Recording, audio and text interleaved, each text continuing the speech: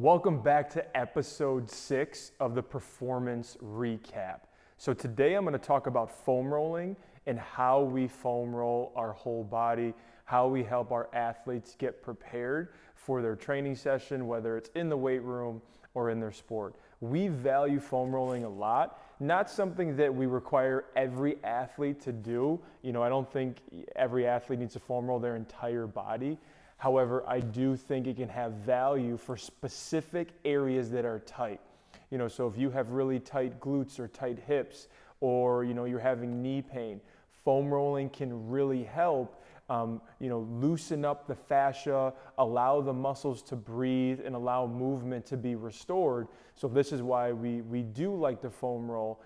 We also will suggest to our athletes to use this as a recovery tool at the end of a busy day or in the morning, just so they are restoring movement, so they're moving well and their body is relaxing.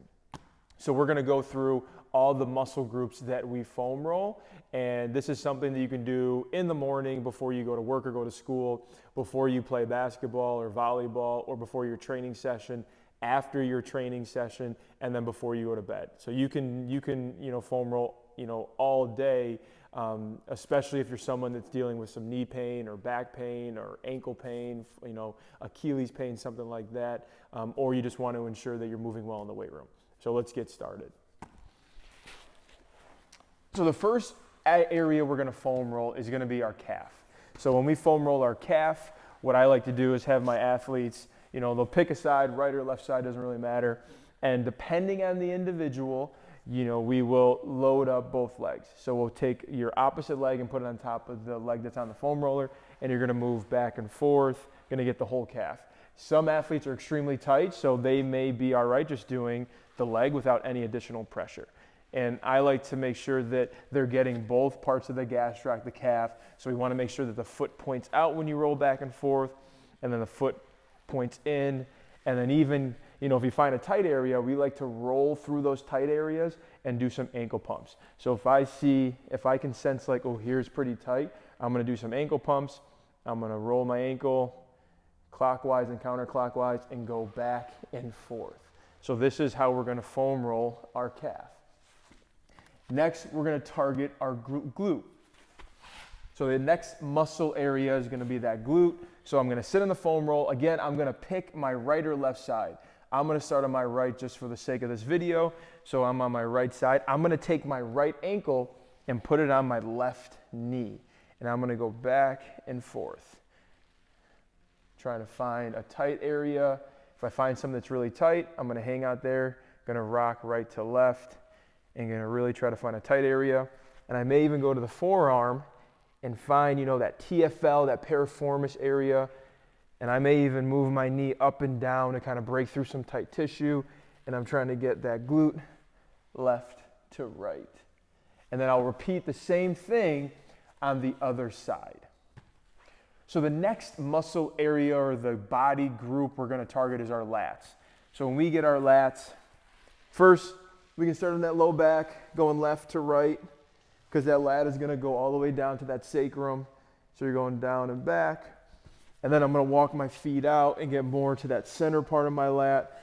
And I like to hug myself when I get in between my shoulder blades and those scaps to really find some tight areas. So notice I'm hugging my elbows, giving myself a big hug. Going to go to the right, have a tight area there. Going to go to my left, same thing. And now when I get my lat, I'm coming here. I'm going to straighten that arm out. Notice how this right arm is straight. I'm pulling it back, so I really want to restore that overhead ability, because a lot of athletes are finding overhead positions by tilting their pelvis forward and arching their low back. So I'm going to really try to get that arm back, tight area here.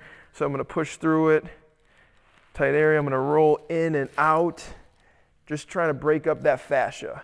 And that's really tight right here for me. So right here, I'm going to try to break back further. Maybe turn my hand in, turn it down, and I'm just moving through some of those tight areas. And I'll even work up a little bit to that tricep, because that will attach to the lat as well. So I really want to work through all those tight areas. And if I find a really tight area, I may do some internal and external rotations. just to improve that range of motion.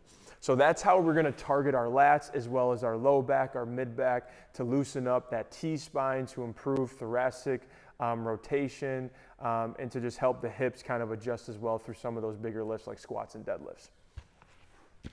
So the next muscle group, we're gonna get our quads.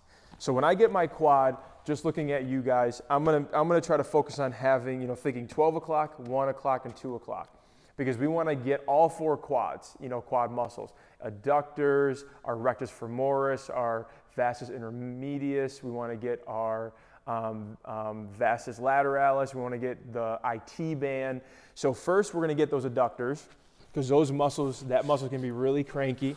So if I'm on my side, notice how the inside of the foot is on the ground, okay, pointed in. I don't want the toe pointed into the ground. I want the inside of the foot. And I'm gonna roll back and forth, back and forth. And if I find a really tight area, I'm gonna pull my heel to my butt, or I'll keep it bent a little bit.